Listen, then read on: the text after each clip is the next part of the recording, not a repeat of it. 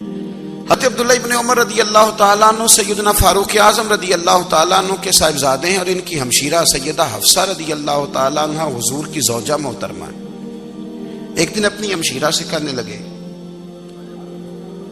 کہ نبی کریم صلی اللہ تعالیٰ علیہ وسلم گھر میں آئے نا، اور اگر حضور غم امت میں پریشان نہ ہوں، طبیعت کو حشاش بشاش دیکھو تو ذرا پوچھنا تو صحیح حضور کا میرے بارے میں کیا خیال ہے، پوچھنا تو صحیح کہ کریم کی بارگاہ میں میرا کیا مقام ہے، میرے بارے میں حضور کیا فرماتے ہیں۔ اب بہن کو کام بتائے اور بتائے بھی بھائی، اور کوئی بہن وہ کام نہ کرے، یہ تاریخ میں ہوتا نہیں۔ حضرت عمر فاروق رضی اللہ تعالیٰ عنہ کی صاحبزادی ام المومنین رضی اللہ تعالیٰ عنہ فرماتی ہیں کہ میں تو بس منتظر تھی، انہوں نے تو کہا تھا نا کہ اگر تم حشاش بشاش دیکھو تو بات کرنا، لیکن حضور تشریف لائے، میری باری تھی، میرے گھر تشریف لائے، کھانا پیش کیا تو فوراً میں نے عرض کی حضور ایک بات پوچھنی تھی۔ تو حضور نے فرمایا پوچھئے۔ میں نے عرض کی حضور میرے بھائی عبداللہ ابن عمر کے بارے میں آپ کا کیا خیال ہے؟ نوجوانوں میری بات پہ غور کرنا، میرے بھائی کے بارے میں آپ کا کیا خیال ہے؟ تو نبی کریم صلی اللہ تعالی علیہ وآلہ وسلم نے میری طرف دیکھا اور پھر حضور زیر لب تھوڑا مسکرائے، اور بریلی کے امام کہتے ہیں کہ حضور مسکرا دیتے تھے نا تو جو بڑا دکھی ہوتا تھا وہ بھی ہنس پڑتا تھا۔ اب سوال پیدا ہوتا تھا کہ پھر تو اس مسکراہٹ کے لیے انتظار کرنا پڑتا ہوگا کئی مہینے کہ حضور مسکرائیں تو رونے والے ہنسیں، تو اعلیٰ حضرت فرماتے نہیں، انتظار نہیں کرنا پڑتا، یہ مسکراتے رہنا تو حضور کی عادت ہے۔ جس کی تسکین سے روتے ہوئے ہنس پڑے، اس تبسم کی عادت پہ لاکھوں سلام۔ یعنی یہ تو عادت ہے حضور کی مسکراتے رہنا، اس کے لیے انتظار نہیں کرنا پڑتا۔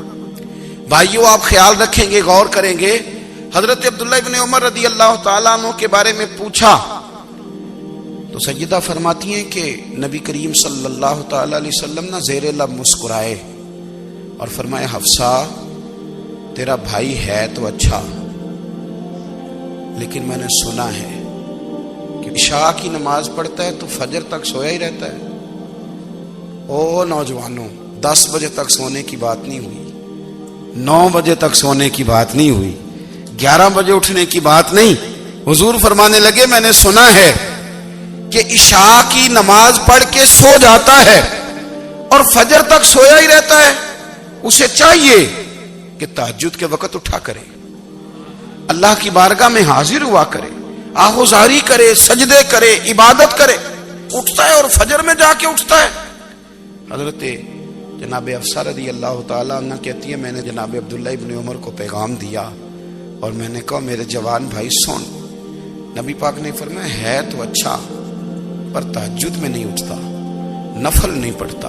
او میری ملت کے جوانوں، مزہ نہیں آ جاتا جب ساری دنیا سوئی ہو، ساری دنیا، اور بستر بھی گرم ہو اور نیند بھی پورا غلبہ کر رہی ہو، اور اچانک گھنٹی بجے دماغ میں، آنکھ کھلے، گھڑی پہ نظر پڑے، 3:30 4 بجے کا پیغام گھڑی بتائے، اور کوئی چڑھتی جوانی والا اٹھ کے وضو کرے، اور جب وہ مصلی کھول کے بچھائے تو مدینے والے محبوب کہتے ہیں کہ ہر نماز پہ رب ثواب دیتا ہے، اور جو اٹھ کے تہجد کی نماز پڑھے اسے دیکھ کے تو رب مسکراتا ہے، جو اس کی شان کے لائق ہے، جو اس کی شان کے لائق، وہ مسکراتا ہے، خوش ہوتا ہے کہ میرا بندہ تہجد میں اٹھ گیا، وہ مسکراتا ہے۔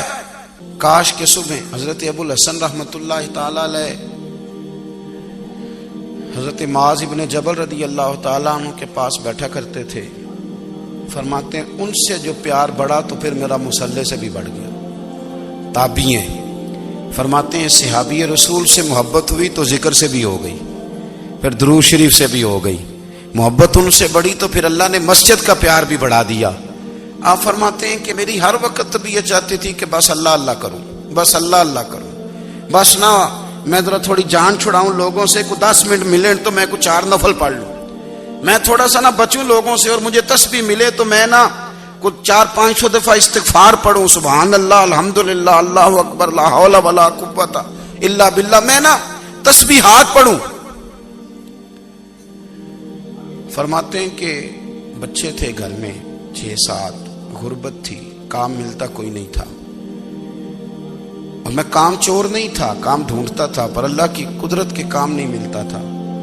फरमाते हैं कि मैंने एक दिन अपनी अहलिया से कहा कि आज मैं फिर जाता हूँ काम ढूंढने। तो मेरी बीवी बड़ी फर्मा बरदार थी, पर उस दिन ना गुर्बत के हाथों तंग आके कहने लगी, आज नाना कोई तू चीज लेके आया। तो मुझसे बच्चों की भूख नहीं देखी जाती। सब रोगां दा रोग मुहम्मद, जिसदा नाम गरीबी, कंड बुला के लंघ जांदे नी दोस्त यार करीबी। आज ना कुछ लेके आया तो मैं बच्चे लेके मेके चली जाऊंगी।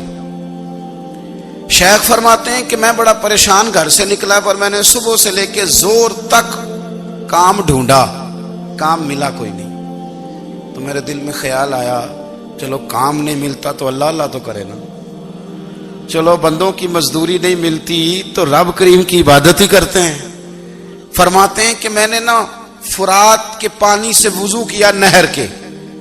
शदीद धूप थी, साथ रेत थी और रेत तप रही थी।